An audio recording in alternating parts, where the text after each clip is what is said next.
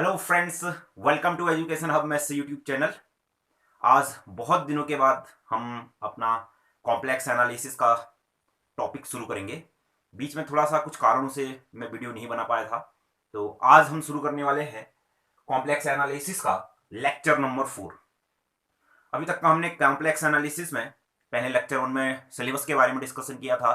फिर lecture number 2 में हमने कुछ क्वेश्चन, आर्ग्यूमेंट और कॉन्जुगेट के बारे में डिस्कशन किया हुआ था। फिर हम लेक्चर 3 में उसके रिलेटेड कुछ क्वेश्चन के बारे में डिस्कशन किया था। तो आज हम शुरू करेंगे लेक्चर नंबर 4 में, जो कॉम्प्लेक्स एनालिसिस का लेक्चर नंबर 4 है। इसमें हम डिस्कशन करने वाले हैं एनालिटिक फंक्शंस के बारे में कि एनालिटिक फंक्शन होते क्या हैं, और एनालिटिक फंक्शन की नेसेसरी और सफिशिएंट कंडीशन के बारे में भी समझेंगे। और याद रखेंगे कि एनालिटिक फंक्शन की नेसेसरी कंडीशन को हम बोलते हैं कॉची-रीमान इक्वेशन। तो आज हम कॉची-रीमान इक्वेशन सीखेंगे और उससे रिलेटेड क्वेश्चन भी कुछ सीखेंगे। और सफिशिएंट कंडीशन मैं नहीं बताऊंगा, क्यों? क्योंकि हमारे जो कुमाऊं यूनिवर्सिटी के सिलेबस में सफिशिएंट कंडीशंस का आज तक का कोई भी क्वेश्चन नहीं आया हुआ है और उसका डेरिवेशन कभी नहीं आया हुआ है। तो सफिशिएंट कंडीशन पढ़ने की जरूरत नहीं है। किसी फंक्शन के एनालिटिक होने की सफिशिएंट कंडीशन हम नहीं पढ़ेंगे। हम पढ़ेंगे सिर्फ और सिर्फ नेसेसरी कंडीशन, और नेसेसरी कंडीशन को अच्छी तरीके से सीखेंगे।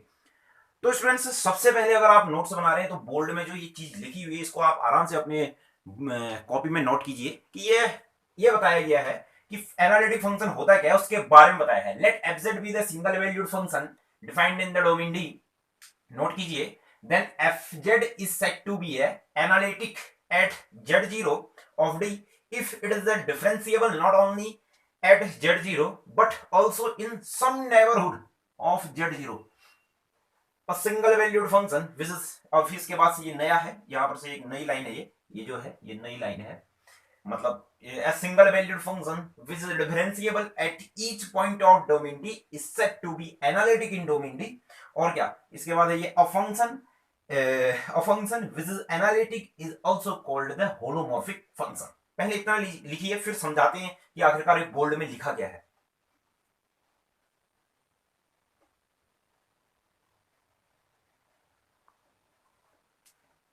तो स्टूडेंट्स ध्यान से समझेंगे। देखो लिखा गया है एफजेड कोई सिंगल वैल्यूड फंक्शन है। पहले तो इसको समझते हैं कि सिंगल वैल्यूड फंक्शन क्या होता है। देखिए देखिए बिल्कुल ध्यान से सुनते हैं। इस सिंगल वैल्यूड फंक्शन क्या होता है। मान लीजिए कोई फंक्शन है एफ, ठीक है ना। जैसे मैंने लिखा एफ, यहां पर को F X is equal to X square लिख दिया, और कोई फंक्शन आर से आर पर डिफाइंड किया गया है, तो ये सिंगल वैल्यूड फंक्शन है। क्यों? क्योंकि मैं कोई सा भी एक्स लूं तो उसका स्क्वायर करो तो यूनिक वैल्यू आएगी। जैसे -1 ले लिया तो उसका यूनिक वैल्यू आएगी 1 आएगी, 0 ले लिया तो 0 आ जाएगा, 2 आएगा तो यूनिक वैल्यू आएगी। परंतु कोई ऐसे भी फंक्शन होते हैं ना जहां यूनिक वैल्यू नहीं आती है। जैसे F X is equal to मैंने कह दिया अंडर रूट एक्स कह दिया, ठीक। तो यहां पर को अगर मैं इसको सॉल्व करूंगा, ये तो हो गया एक्स और ये हो गया एफ एक्स बराबर अंडर रूट एक्स। अब मैं कोई सा भी यहां पर को वैल्यू लूं, जैसे मान लीजिए मैंने -2 ले लिया, तो अंडर रूट के अंदर -2, तो देखो अंडर रूट के अंदर -2, तो इसकी वैल्यू क्या होगी फिर आपके पास 2i। वो भी क्या, अगर i तो कभी भी सिंगल नहीं आता, कॉन्जुगेट में आता है, तो उसकी वैल्यू हो जाएगी फिर कितना, एक और वैल्यू होगी -2i भी होती है। इतना तो हम जानते हैं, कभी भी जो i होता है वो कॉन्जुगेट में आता है। तो इस प्रकार के फंक्शन जिनकी दो रेंज आ रही है, इस प्रकार के फंक्शन को हम बोलते हैं डबल वैल्यूड फंक्शन। परंतु अभी हमने सिर्फ बात करनी सिंगल वैल्यूड फंक्शन, तो इस टाइप के फंक्शन की हमने बात करनी है, ठीक है ना, सबसे पहली बात। अब आगे बढ़ते हैं। फिर सिंगल वैल्यूड फंक्शन हमने समझ लिया। कोई एफजेड हमारे पास सिंगल वैल्यूड फंक्शन है, ये डिफाइंड इन डोमेन डी, अपने डोमेन पर डिफाइंड है, तब एफजेड कहलाएगा बी ए एनालिटिक। तब एफजेड एनालिटिक फंक्शन कहलाएगा किसी पॉइंट z0 पर। ध्यान से सुनेंगे, अगर कोई फंक्शन सिंगल वैल्यूड फंक्शन है, अगर कोई सिंगल वैल्यूड फंक्शन है और उसका डोमेन पर कोई पॉइंट z0 डिफाइंड है, ठीक, किसी पॉइंट z0 पर, ये एनालिटिक कहलाएगा। कब? यदि if it is differentiable not only at z0। मतलब कोई फंक्शन जैसे एफ जेड, यह z0 पर ही डिफरेंशिएबल नहीं होना चाहिए, इसके नेबरहुड्स पर भी डिफरेंशिएबल होना चाहिए, मतलब इसके आसपास के पॉइंट पर भी डिफरेंशिएबल होना चाहिए। तो फंक्शन एनालिटिक फंक्शन कहलाएगा। क्लियर है? मतलब fz कोई एक फंक्शन था, अगर यह डिफरेंशिएबल है इस z0 पर तो बात ठीक है, और z0 पर भी डिफरेंशिएबल होना चाहिए और उसके नेबरहुड्स पर भी डिफरेंशिएबल होना चाहिए। अगर ये दोनों कंडीशनें सेटिस्फाइड होती हैं तो हमारे पास जो ये फंक्शन fz होगा इस z0 पर क्या कहलाएगा, इस z0 पर एनालिटिक होगा। क्लियर है ना? A single valued function which is differentiable at each point of domain D। अगर डोमेन के हर एक पॉइंट पर यही घटना होती है, अगर डोमेन के हर एक पॉइंट पर एनालिटिक होता है तो पूरा का पूरा फंक्शन क्या कहलाएगा, एनालिटिक फंक्शन कहलाएगा। और एनालिटिक फंक्शन को हम क्या बोलते हैं, होलोमॉर्फिक फंक्शन भी बोलते हैं। इतनी बात हमको समझ में आई है। एनालिटिक फंक्शन का मतलब हो गया, अगर कोई फंक्शन किसी पॉइंट पर एनालिटिक है तो वह उसी पॉइंट पर डिफरेंशिएबल नहीं होगा, उसके आसपास के पॉइंट पर भी डिफरेंशिएबल होगा। इतनी बात हमको समझ में आ गई है। अब हम आगे बढ़ते हैं। फिर अब हम लिखेंगे बहुत ही इंपॉर्टेंट हमारे पास थ्योरम है, और ये शायद पिछली बार हमारी यूनिवर्सिटी में नहीं आई हुई थी, तो इस बार हमको लगता है कि जरूर आ सकती है। मतलब 100% तो नहीं कह सकते, मतलब आ सकती है। तो हम लिखेंगे यहां पर से the necessary and sufficient condition for a, फिर क्या हम लिखेंगे, the necessary and sufficient condition and sufficient condition, the necessary and sufficient condition लिखना अच्छे तरीके से, the necessary and sufficient condition for fz be analytic function, for fz be analytic function, analytic function। तो हमने क्या लिखा, नेसेसरी और sufficient condition लिखी, किसी फंक्शन के एनालिटिक होने की नेसेसरी और सफिशिएंट कंडीशन लिखी। ठीक है ना? अब सबसे पहले हेडिंग डालेंगे हम नेसेसरी कंडीशन, नेसेसरी कंडीशन। अभी नेसेसरी कंडीशन क्या है, नेसेसरी कंडीशन देखो, नेसेसरी कंडीशन में क्या है, इफ अ फंक्शन कोई एक फंक्शन है, if a function fz is equal to, अब देखना ये क्या लिखा है, u x comma Y plus i v x comma Y, वो एक फंक्शन है इस प्रकार का, इज differentiable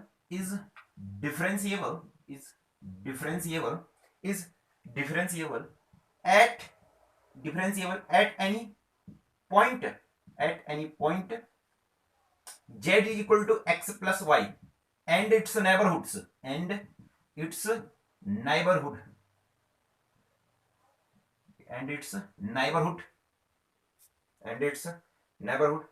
and the partial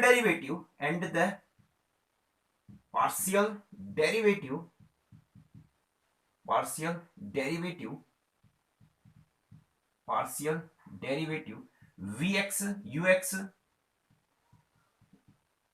uy vx vy exits and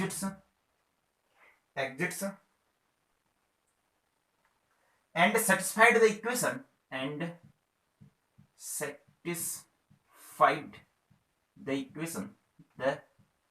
equation ux बराबर u vy और uy बराबर माइनस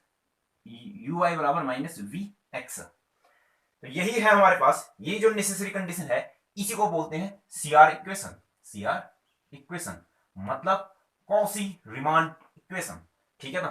तो क्वेश्चन ऐसा भी आ सकता है, हमारे एलटी के पेपर में आ सकता है कि कॉची रीमान इक्वेशन किसी फंक्शन के एनालिटिक होने की कौन सी कंडीशन है, तो ये नेसेसरी कंडीशन होती है। ये नोट कीजिए, फिर मैं समझाता हूं कि आखिरकार ये है क्या।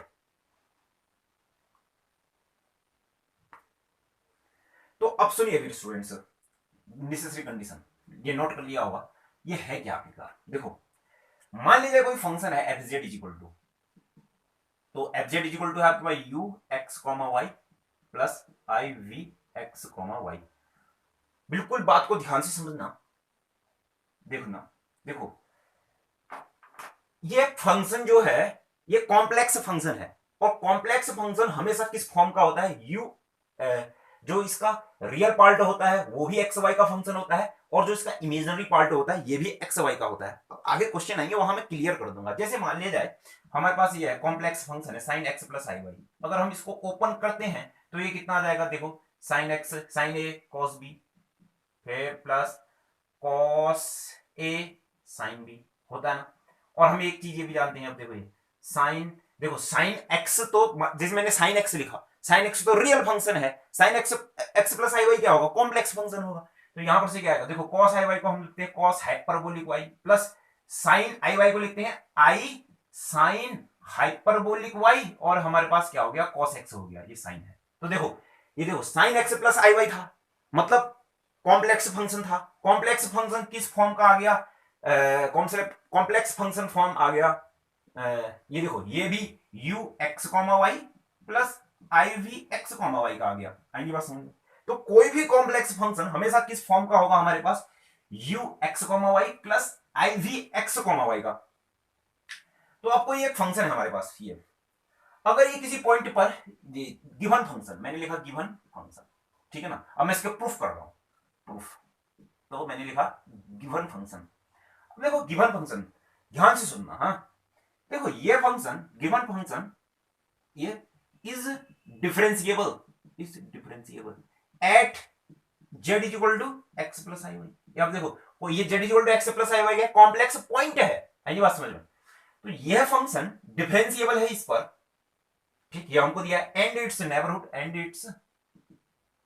इट्स नेबरहुड, ठीक। तो इसका मतलब क्या है कि यह एफ जेड इस जेड के इस जेड पॉइंट पर एनालिटिक है। अगर कोई फंक्शन किसी पॉइंट पर एनालिटिक होता है तो 100% एनालिटिक होता है, और साथ साथ में u x u y v x v y का मतलब क्या है, यू एक्स का मतलब del you of del x, ठीक है ना, यू वाई का मतलब del you of del x, del you of del y, u y का मतलब del you of del y, v x का मतलब del we of del x, v y का मतलब del we of del y. अगर कोई function किसी point पर और उसके नेबरहुड्स पर डिफरेंशिएबल है, और ये चार डेरिवेटिव एग्जिट्स कर रहे हैं, तो 100% मेरे पास ये दो इक्वेशन होती हैं, del you of del X बराबर del we of del Y, और क्या del you of del Y बराबर minus del we of del X. यही दो चीजें मैंने यहां लिखी हैं, इन्हीं को हम बोलते हैं सीआर इक्वेशन, सीआर इक्वेशन। आई नहीं बात समझ में, क्या कहा मैंने, एक बार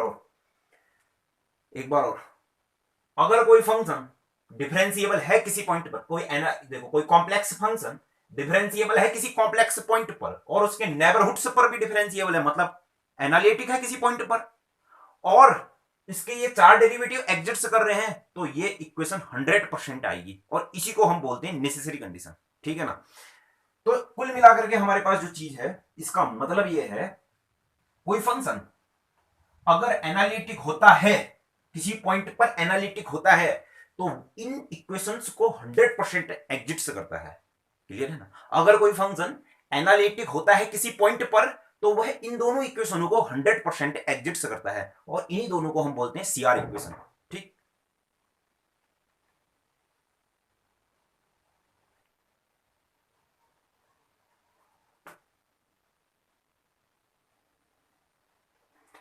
तो स्टूडेंट्स हमने कॉची रीमान इक्वेशन की नेसेसरी कंडीशन, मतलब किसी फंक्शन के एनालिटिक होने की नेसेसरी कंडीशन समझी है। अब इसको हम प्रूफ करते हैं। तो लिखेंगे हम सबसे पहले हम इसको प्रूफ करने जा रहे हैं। तो हम लिखेंगे गिवन एफजेड हमारे पास कोई फंक्शन है, यह डिफरेंशिएबल है किसी पॉइंट पर, और इसके नेबरहुड्स पर भी डिफरेंशिएबल है। अगर वो डिफरेंशिएबल होगा तभी जाकर के मेरे पास क्या ये, तो मुझे क्या एंड साथ साथ में ये भी लिख लीजिए, and ux vy are satisfied, तब देन हमको प्रूफ करना है, देन प्रूफ दैट तो हमको प्रूफ क्या करना है, del you of del X बराबर del you of del we of और साथ साथ में del you of del Y बराबर minus del we of del X. Clear?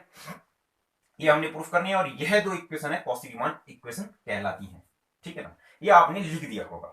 तो आप ध्यान से सुनिए, अगर कोई फंक्शन किसी पॉइंट, सबसे पहले तो मैं ये भी समझ लेता हूं। देखो जैसे मेरे पास ना एफ एक्स कॉमा वाई है, कोई फंक्शन है जेड, यह दो वेरिएबल्स, दो इंडिपेंडेंट वेरिएबल्स का फंक्शन है।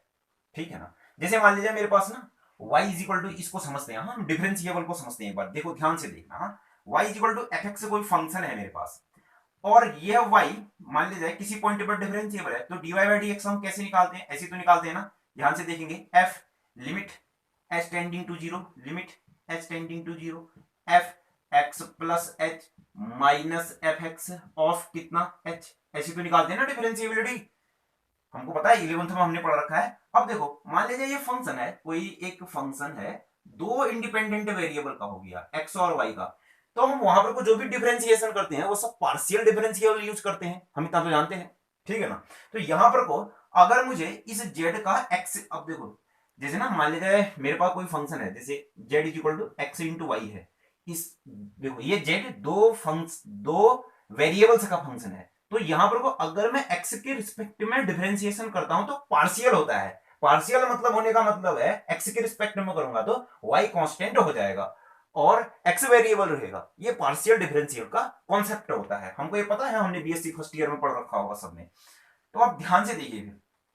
अब देखो, अब मेरे पास क्या था, ये z is equal to f x comma y function है। अगर मैं इसको x के रिस्पेक्ट में डेरिवेट करूं तो क्या होगा, x में चेंज होगा, बस हो गया, y कांस्टेंट रहेगा, x में चेंज होगा तो h टेंडिंग टू जीरो आ जाएगा, x में चेंज होगा तो कितना हो जाएगा, f x plus h comma y minus f x comma Y upon कितना हो जाएगा फिर मेरे पास h।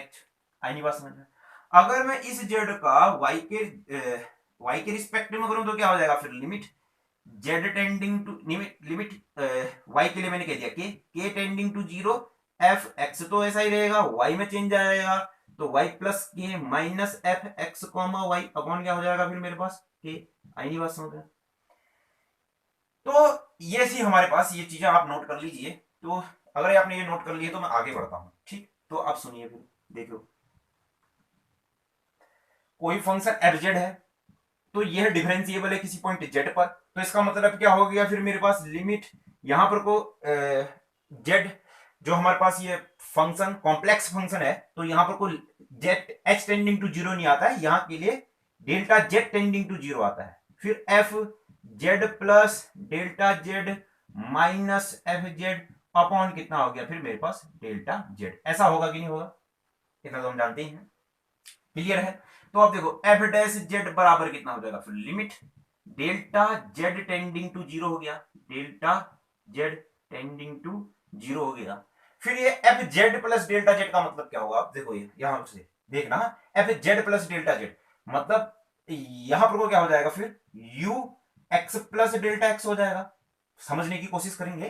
देखो F z plus delta Z है, मैंने क्या किया, देखो एफ जेड है, इसमें डेल्टा जेड ऐड कर दिया, मतलब जो वेरिएबल है उनमें हल्की सी कोई चीज वैल्यू ऐड कर दी है, तो यू में एक्स में भी कुछ ऐड हो जाएगा और साथ साथ में क्या हो जाएगा, वाई में भी कुछ ऐड हो जाएगा, डेल्टा वाई हो गया, ये हो गया कि नहीं? फिर क्या हो जाएगा, फिर प्लस हो जाएगा, आई हो जाएगा, वी एक्स डेल्टा एक्स हो जाएगा, comma Y plus delta y होगा। क्लियर है ना?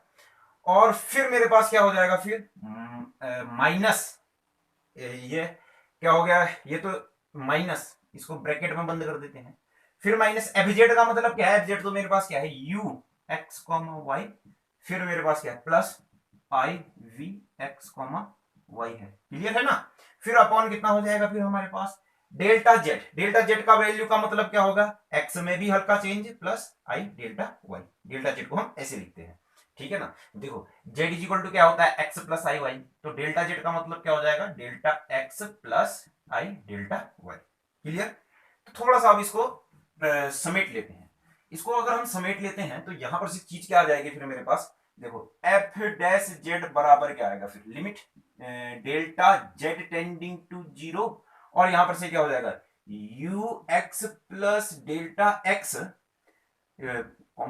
Comma Y plus delta y, और यहां पर से ये देखो ये वैल्यू मेरे पास यू, मैंने आई वाली एक तरफ लिखता हूं, बिना आई वाली एक तरफ लिखता हूं, तो यहां से आया minus you x comma Y आ गया, फिर अपॉन हो गया मेरे पास आ गया डेल्टा एक्स प्लस आई डेल्टा वाई, ये वैल्यू आ गई इतनी, ठीक है ना।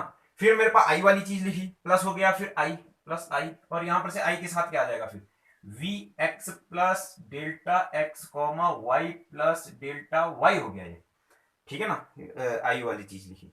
फिर हो गया माइनस, ये माइनस, और साथ साथ में इसको अच्छे से लिखते हैं थोड़ा सा हम, क्योंकि इसकी बहुत जरूरत होने वाली है, थोड़ा सा इसको मैं यहां से लिखता हूं, यहां से एफ डैश जेड बराबर limit delta z tending to zero, और ये हो जाएगा u x plus delta x comma Y plus delta y, ठीक है ना।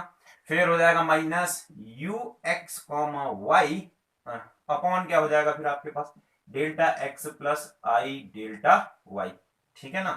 फिर आपके पास क्या हो जाएगा, बच गया फिर मेरे पास क्या, प्लस आई कॉमन आया, और यहां पर से क्या हो जाएगा फिर ये ब्रैकेट बंद हो गया, नहीं ब्रैकेट अभी बंद बाद में करेंगे, प्लस आई, फिर हो जाएगा v x plus delta x comma Y plus delta y, और फिर मेरे पास हो जाएगा minus v x comma Y upon क्या हो जाएगा फिर मेरे पास डेल्टा एक्स प्लस आई डेल्टा वाई, क्लियर, ये हो गया, ठीक है ना।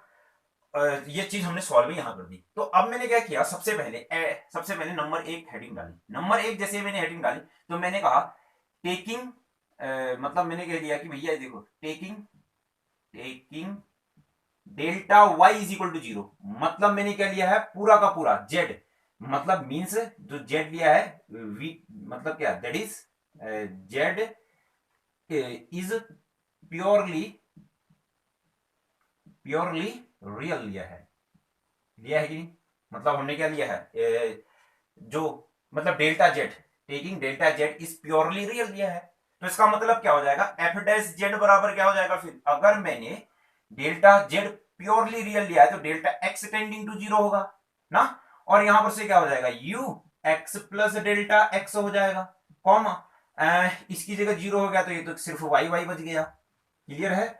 और यहां पर से फिर मेरे पास क्या हो जाएगा, ये तो सिर्फ कितना बच गया वाई वाई, फिर माइनस कितना हो जाएगा यू एक्स कॉमा क्या हो जाएगा वाई, फिर प्योरली रियल लिया है तो यहां पर से साथ साथ में कितना हो जाएगा डेल्टा एक्स, फिर कितना हो जाएगा प्लस आई हो जाएगा, फिर यहां पर से क्या हो गया वी, फिर यहां पर को क्या हो गया x plus delta x comma y minus v x comma Y upon क्या हो जाएगा फिर स्टूडेंट्स डेल्टा एक्स हो जाएगा ना, ठीक।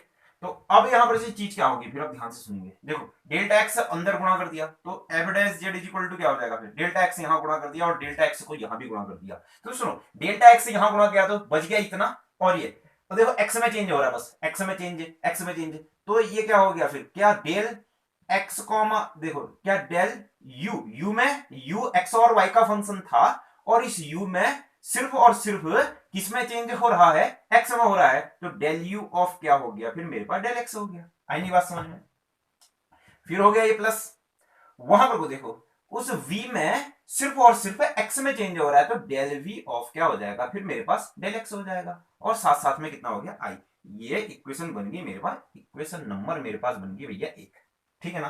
तो इसको नोट कीजिए स्टूडेंट्स,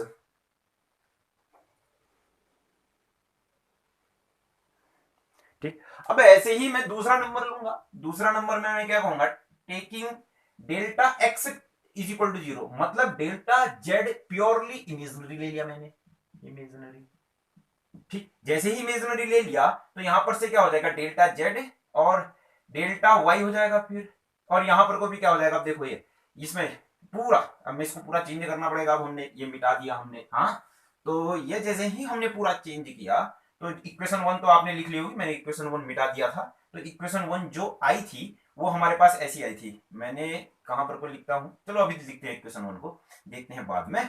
तो यहां पर को क्या आ जाएगा फिर हमारे पास, जैसे ही delta x tending to zero ले लिया तो U x comma Y plus delta Y आया, फिर minus you x comma Y upon कितना हो जाएगा फिर हमारे पास आई डेल्टा वाई, क्लियर। फिर ऐसे ही यहां पर को क्या आ जाएगा, फिर प्लस आ जाएगा, फिर आई आ जाएगा, फिर आ जाएगा वी, फिर आ जाएगा एक्स, और यहां पर को आ जाएगा वाई प्लस डेल्टा वाई।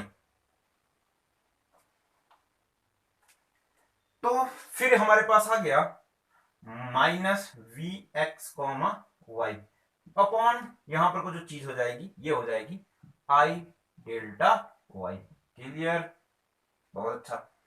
तो यहां पर से जो आया है एफ डैश जेड बराबर क्या आ गया, फिर अब हमारे पास ध्यान से देखेंगे अब हम, देखो देखो समझो, सुनना, देखो डेल्टा वाई, वाई में चेंज आ रहा है, तो ये यू जो ये यू एक्स और वाई का फंक्शन था, तो यू का किसके रिस्पेक्ट में हो रखा है, ओनली ओनली वाई के रिस्पेक्ट में, और साथ साथ में मेरे पास क्या रखा है, आई भी आया है, ये आई था ना, इस आई से ये आई गया, यहां पर प्लस बच गया, इस वी में किस पर चेंज आ रखा है, इस बी में सिर्फ और सिर्फ क्या, वाई पर चेंज आ रखा है, तो डेल वी ऑफ कितना हो गया, डेल वाई। ये हमारे पास हो गई इक्वेशन नंबर 2, ठीक है ना। और इक्वेशन नंबर 1 जो हमारे पास थी वो थी हमारे पास एफ डैश जेड बराबर थी del you of del x plus i del u del we of del x, del we of del x, ये थी हमारे पास इक्वेशन नंबर 1। अब देखेंगे इक्वेशन नंबर 1 का दोनों का लेफ्ट हैंड साइड बराबर है, तो इसका मतलब क्या होगा, राइट हैंड साइड भी क्या होगा, बराबर होगा। अगर जैसे ही लेफ्ट और राइट दोनों बराबर हैं तो इसका मतलब क्या हो गया, फिर ये देखो ये del you of del x जो होगा plus i del we of del x जो हो जाएगा वो बराबर हो जाएगा, देखो इसके, इसका मतलब क्या, 1/i का मतलब कितना होता है, minus i del you of del Y बराबर प्लस डेल वी ऑफ कितना हो जाएगा, डेल वाई। क्लियर।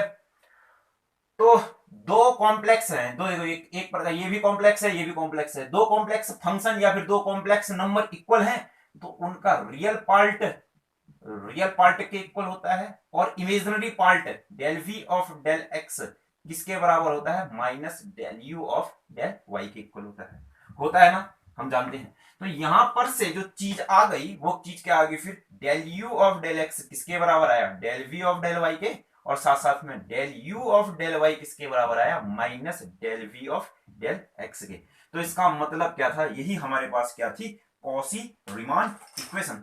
अगर आपको समझ में आया है तो सही है, अगर समझ में नहीं आया तो कमेंट कर दीजिए, एक बार और समझा दूंगा। आपको कोई भी चीज नहीं समझ में आती है तो ये मेरा व्हाट्सएप नंबर है,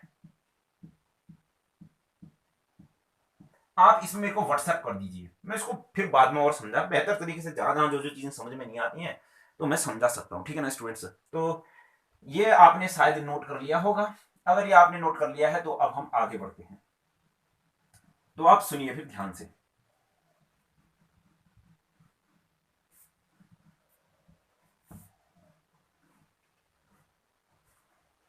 तो देखिए फिर कोई फंक्शन है एफजेड है, ठीक है ना, याद रखना, अगर ये फंक्शन एनालिटिक है, अगर ये फंक्शन एनालिटिक है, अगर ये फंक्शन एनालिटिक है, कोई फंक्शन एनालिटिक है, तो ये 100% कॉची रीमान इक्वेशन को सेटिस्फाइड करेगा। क्लियर हो गया, याद रखोगे, अगर कोई फंक्शन एनालिटिक है तो 100% कॉची रीमान इक्वेशन को सेटिस्फाइड करेगा। अगर कोई function f z Cauchy Riemann equation को सेटिस्फाइड कर रहा है तो वह तो वह कॉची रीमान, अगर कोई फंक्शन कॉची रीमान इक्वेशन को सेटिस्फाइड कर रहा है तो फंक्शन एनालिटिक हो भी सकता है और नहीं भी हो सकता है। क्लियर है ना। और किसी फंक्शन के एनालिटिक होने के लिए एक सफिशिएंट कंडीशन भी है। सफिशिएंट कंडीशन क्या होती है, तो सफिशिएंट कंडीशन अगर नोट करना चाहते हैं तो आप सफिशिएंट कंडीशन नोट कर सकते हैं। तो सफिशिएंट कंडीशन जो होती है वो ये होती है कि चलो सफिशिएंट कंडीशन की मैं वीडियो ही बनाऊंगा, वो अगले टॉपिक में बना दूंगा, ठीक है ना स्टूडेंट्स। तो एक चीज को हमेशा ध्यान रखना, क्या कहा मैंने कि अगर कोई फंक्शन एफजेड, अगर कोई फंक्शन एफजेड एनालिटिक है, एनालिटिक है तो वह 100% कॉची रीमान इक्वेशन को सेटिस्फाइड करता है। अगर कोई फंक्शन कॉची रीमान इक्वेशन को सेटिस्फाइड करता है तो वह एनालिटिक हो भी सकता है और नहीं भी हो सकता है, ठीक है ना स्टूडेंट्स।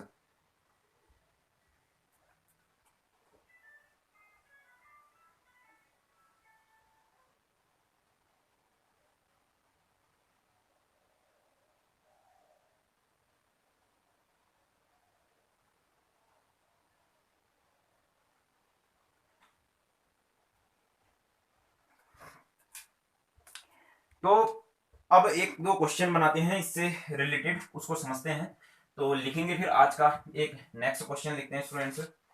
तो ये है सो दैट द फंक्शन, अब क्वेश्चन है आज का एक, इसके बाद next, so that the function, so that the function, कोई एक फंक्शन है, so that the function f Z is equal to, f Z is equal to, f Z is equal to sine x, sine x cos hyperbolic y, cos hyperbolic Y plus I cos x sine hyperbolic y, sine hyperbolic Y.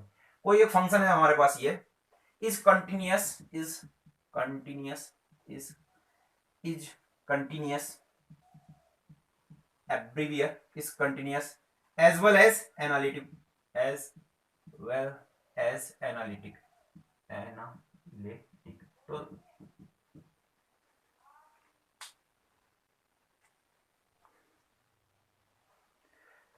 तो students ये question है, इस question को solve करते हैं। तो देखो मैंने क्या कहा था कि कोई भी कॉम्प्लेक्स फंक्शन कभी भी किस फॉर्म का होता है, एफ जेड जो है वो क्या है आपके पास, sine x cos hyperbolic Y plus आई cos x sine hyperbolic Y. जो ये एफ जेड है किस प्रकार का है, ये है यू एक्स कॉमा वाई का है, इसको तो एक्स कॉमा वाई बोलते हैं, plus I we x comma y बोलते हैं। क्लियर, आई नहीं बात समझ में? तो आप सुनो फिर, अब मुझे क्या बताना है कि यह एनालिटिक है फंक्शन। देखो फंक्शन एनालिटिक होता कब है, सबसे पहले याद रखना कि जो एफ जेड है, कभी भी याद रखना है एनालिटिक कब होता है। मैं आपको बार बार बता रहा हूं, ये एफ जेड है, यह डिफरेंशिएबल भी होना चाहिए और साथ साथ में कॉसी रीमान इक्वेशन को सेटिस्फाइड भी करना चाहिए, तब जाकर के ये एनालिटिक होगा। तो अब सुनो फिर, कभी भी साइन में जानता हूं कि डिफरेंशिएबल होता है, कॉस हाइपरबोलिक भी डिफरेंशिएबल होता है, तो इसका मतलब जो है ये u मेरे पास क्या है, डिफरेंशिएबल है। ये भी मेरे पास कॉस और साइन, हाइपरबोलिक साइन और कॉस, ये भी डिफरेंशिएबल होता है। तो v भी मेरे पास डिफरेंशिएबल है। तो डिफरेंशियल में और वह डिफरेंशिएबल जोड़ूं तो वह डिफरेंशिएबल फंक्शन आएगा। तो अब बात को सुनो, यह डिफरेंशिएबल फंक्शन है तो 100% कंटिन्यूअस फंक्शन भी होगा। कोई भी फंक्शन अगर डिफरेंशिएबल है और साथ साथ में कॉची रीमान इक्वेशन को सेटिस्फाइड करता है, अब देखते हैं हम कॉची रीमान इक्वेशन को सेटिस्फाइड कर रहा है या नहीं। इस u का x के रिस्पेक्ट में करते हैं, u का x के रिस्पेक्ट में करते हैं तो y जो है कांस्टेंट आ जाएगा, x के रिस्पेक्ट में क्या हो गया फिर इसका cos x हो गया। इस u का y के रिस्पेक्ट में करेंगे, इस u का y के रिस्पेक्ट में करेंगे तो कितना हो जाएगा फिर मेरे पास, देखो साइन x तो कांस्टेंट है बाहर आ गया, और cos हाइपरबोलिक y का क्या होता है आपको याद होना चाहिए, साइन हाइपरबोलिक y। अब देखो साइन, अब हमको सर्कुलर फंक्शन तो आते हैं और हाइपरबोलिक फंक्शन के डिफरेंशिएबल में बता दूं, साइन cos 10 तो पॉजिटिव होते हैं और 10 के बाद cot sec cosec सब नेगेटिव होते हैं, ठीक है ना। अब देखो इस v का x के रिस्पेक्ट में करते हैं, v का x के रिस्पेक्ट में किया तो यहां पर से क्या आ जाएगा फिर आपके पास माइनस cos का तो कितना हो जाएगा साइन x, और ये साइन हाइपरबोलिक y कांस्टेंट है बाहर आ जाएगा। अब इस v का y के रिस्पेक्ट में करते हैं, और y के रिस्पेक्ट में करेंगे तो कितना हो जाएगा फिर मेरे पास, इस v का y के रिस्पेक्ट में करेंगे तो cos x तो ठीक है, y के रिस्पेक्ट में करेंगे तो हो जाएगा साइन का cos हाइपरबोलिक y। क्लियर है ना। या यहां पर कोई एक बार लिख भी लो कि जो u x y था वो फंक्शन था किसका, sine x cos hyperbolic y, और जो v x y था ये है हमारे पास cos x sine hyperbolic y। Clear था ना। याद रखना कभी भी कोई भी फंक्शन एनालिटिक कब होता है, जब हम तो डेफिनेशन तो हमने पढ़ रखी थी कि भैया एनालिटिक कब होता है, एनालिटिक होने का मतलब है फंक्शन डिफरेंशिएबल भी होगा और साथ साथ में उनके नेबरहुड्स में भी डिफरेंशिएबल होगा, डोमेन के हर एक पॉइंट पर ऐसा होगा तो एनालिटिक होता है। अब यार हम हमेशा हर एक पॉइंट पर डिफरेंशिएबिलिटी चेक तो करेंगे नहीं, तो इसलिए क्या होता है किसी फंक्शन के एनालिटिक होने की कंडीशन क्या होती है कि कोई फंक्शन डिफरेंशिएबल भी होगा और साथ साथ में कॉची रीमान इक्वेशन को भी सेटिस्फाइड करेगा, तो वह फंक्शन क्या कहलाएगा मेरे पास, एनालिटिक फंक्शन कहलाएगा। तो अब देखो क्या डेल यू ऑफ डेल, देखो कॉची रीमान इक्वेशन क्या होता है, del you of del X क्या मेरे पास del we of del Y के बराबर है देख लो, और क्या मेरे पास del you of del Y क्या मेरे पास del we of del x के बराबर है, हाँ है। तो इसका मतलब क्या है, और वह फंक्शन साथ साथ में कॉची रीमान इक्वेशन को भी सेटिस्फाइड कर रहा है। यह फंक्शन डिफरेंशिएबल भी है, कंटिन्यूअस तो है ही, और कॉची रीमान इक्वेशन को भी सेटिस्फाइड कर रहा है, तो ये फंक्शन हमारे पास क्या कहलाएगा, डिफरेंशिएबल। ये फंक्शन एनालिटिक फंक्शन कहलाएगा। इतनी बात आएगी समझ में। अब देखो नेक्स्ट क्वेश्चन की बात करते हैं। बड़े अच्छे अच्छे क्वेश्चन है इसमें। अभी हम इसमें आगे को पढ़ेंगे, हार्मोनिक कॉन्जुगेट निकालना सीखेंगे। और एलटी में तो इससे एक क्वेश्चन इस बार 100% आएगा, मैं आपको बता देता हूँ।